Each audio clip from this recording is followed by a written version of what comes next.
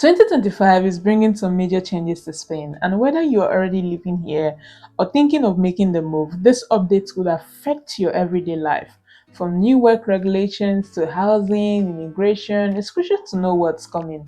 Let's dive into the biggest law changes you need to be aware of in Spain for 2025. Nomads.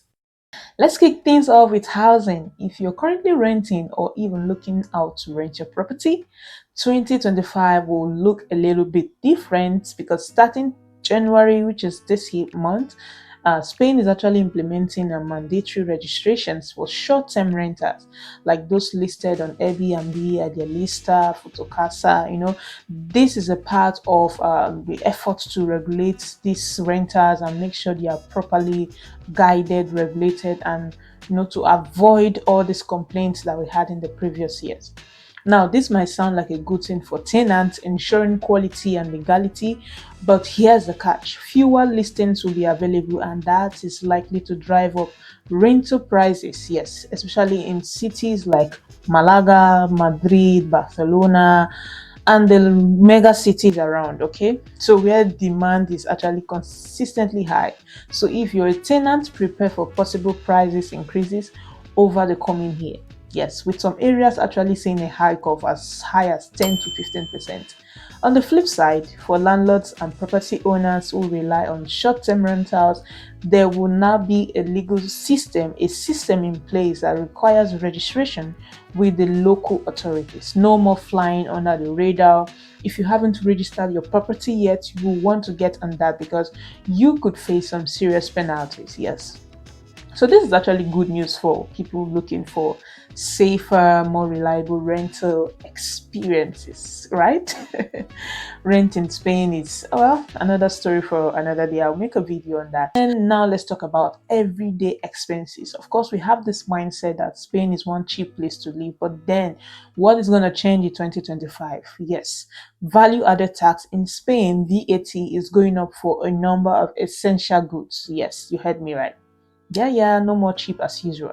Bread, milk, and other basic food items will now be taxed at 4% from the previous 2%. That might seem small, but cumulatively, it's gonna be high. So if you're used to buying pasta, olive oil, and other kitchen staples, be prepared to pay 10% VAT on those two. Yes. So for electricity and gas, the VAT will return to 21%, which is a significant jump from the reduced rates we've been seeing over the years. Not like reduce, but then it's gonna make electricity so high. It's already a bit high, but well, let's say this is a response to the rising cost across Europe, and it's going to affect your utility bills to the extent that an household of 3 or 4 people could see an additional 300 to 500 additional costs, per year, or let's say 1/4 of the year. On a brighter note, pensions are seeing some positive changes, like the government is raising contributory pensions by 2.8%, meaning if you've worked and contributed to Spain's pension system, you get a nice increase in your monthly payments, pension payments. Additionally, minimum pensions are getting 6% increase, while non-contributory pensions will rise by 9%.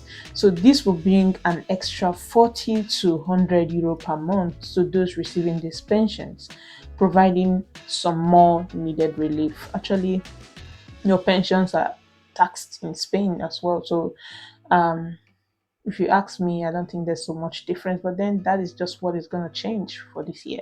Now let's talk about internet price hike. Telecommunications. If you rely on home internet, streaming services, or fiber packages, expect to pay more in 2025. Movistar is set to increase prices by an average of 5% starting January 13th, 2025. Actually, Movistar is already expensive, so I wonder how much they're going to charge people now. Well, that aside, Orange is following close behind with a price increase of around 3%. So, depending on the package, this could mean an extra 2 5 euro per month, depending on your package.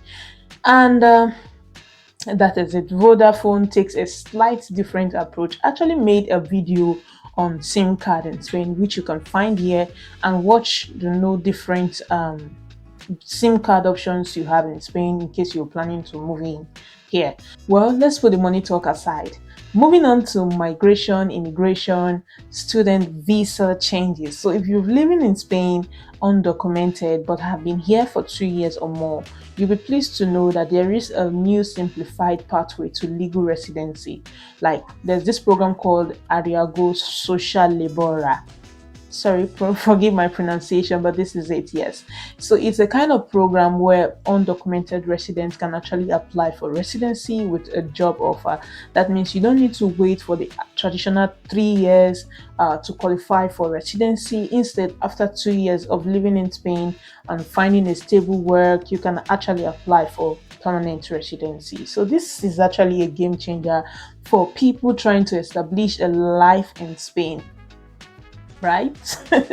It's a significant shift, if you ask me, that gives non undocumented immigrants a quicker path to residency, but it also provides I think it provides workforce stability because most times contract for this kind of persons are not permanent and most of them get to be cheated, not being paid. But then this is a good way to have stability for yourself and for the business in need of your skilled labor.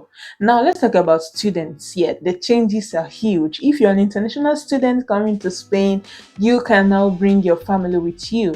Yes, if you're studying in Spain full time, you can now apply for family reunification, which allows you to bring your spouse, dependent children to join you while you study. So this change is actually great. It's a great help to students who want to keep their families together and just be close by to family. Yes. Additionally, students who have been in Spain for 2 years or want to study or train, the government has actually introduced social formative Ariago pathway. This allows students to stay longer and build a career after completing their study. So it's a great opportunity for anyone looking to start their professional journey in Spain. Like, you no longer have to leave immediately after studying or worry about the future of your afterlife and after school. You now have opportunity to legalize and work fully in Spain after graduation. That good news, right? For those in the workforce, this will make you smile. If you're already working in Spain, have you heard that Spain is actually reducing the standard work week to 37.5 hours per week? Yes, that's right. So more time for you, more time for your family. And this is not so shocking to me because Spain has this slogan of work-life balance. There's this work-life balance in Spain. So this is actually a plus, or should I say a feather in its hat. Okay. So if you're a parent, yes, good news for parents as well. You can now have 20 weeks starting 2025. New parents will receive 20 weeks of paid leave. That is full 5 months. Yes, you're going to be paid and you're going to have time to spend with your newborn or your child. It's a huge step forward, supporting families, ensuring that parents have the time they need to bond and care for their children. Well, that's a lot to have said. But one thing you should know is that Spain is actually taking a stand for environment. So starting in April 2025, towns with over 5,000 residents will now introduce a waste tax. So expect to pay 10 or 20 euro per month for waste management, which involves recycling to promote recycling, eco-friendliness, and update I forgot to mention, Spain's golden visa is ending soon. Starting April 3rd, 2025, this program will no longer let you get residency by investing in property or businesses. This change is meant to tackle issues like housing prices and market stability. So if you are planning to invest on already have the golden visa, and this could affect you, or it's even an important note to keep in mind for 2025. Okay, this is for the people who would like to visit Spain in 2025.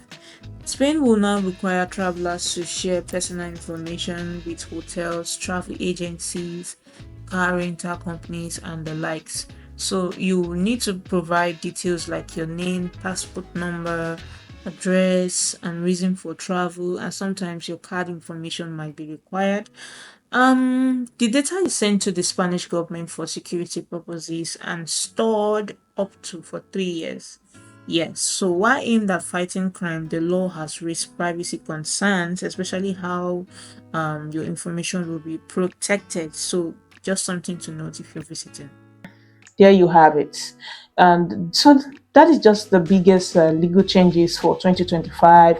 Of course, there may be other subtle changes, but these are the major changes that are going to come into play.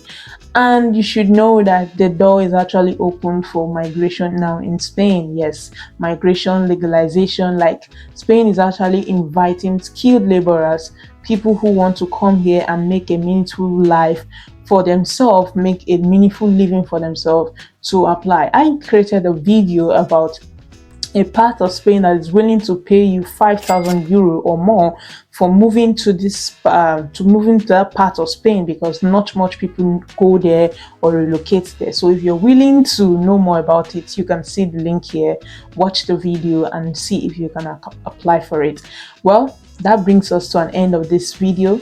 Thank you so much. If you found this helpful, why not give me a comment or a like, or even subscribe to my channel. See you next time. I'm your host, Nomads in Spain. Thank you for watching.